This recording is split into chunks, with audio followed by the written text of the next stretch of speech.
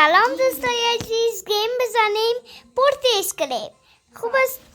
ما هوار میریم در جای بیشتر. سلام دوستای عزیز، خوب هستین؟ سلام دوستای عزیز، خوب هستین؟ اینجا من برم موتر دوونی کنم. خب بیا کنیم. بسم الله الرحمن الرحیم. اونجا خوبشه. اون نه در کجا رفتم و دوستای عزیز. حالا وقت خواب شد. دوستای عزیز لیتس گو. خیلی بریم براتان نشان میدم. هی هی چقدر دوستای عزیز خوبش است. دوستای عزیز عزیز دوره کنیم پس. اینجا رو بندیش جدا کنم دوستای عزیز. اینجا رو بندی نیست. من میخوام اینجا چی کنم؟ من فکرم نبود بگم بود تکر کنم.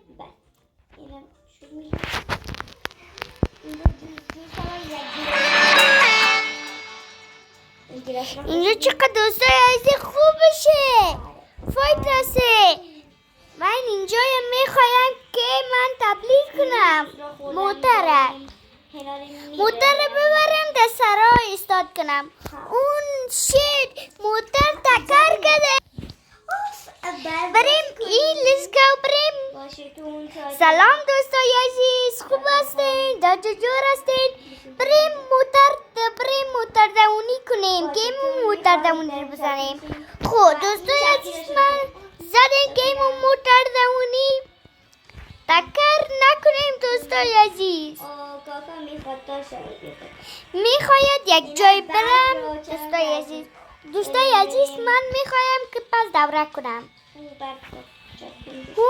دوستای عزیز رو بند است. من کدام بند برم؟ موتر تکر که دوستای عزیز. من برم خیلی دوستای عزیز. پس برم حرکت کنم. خوب باشه. عزیز رو دوره کنم.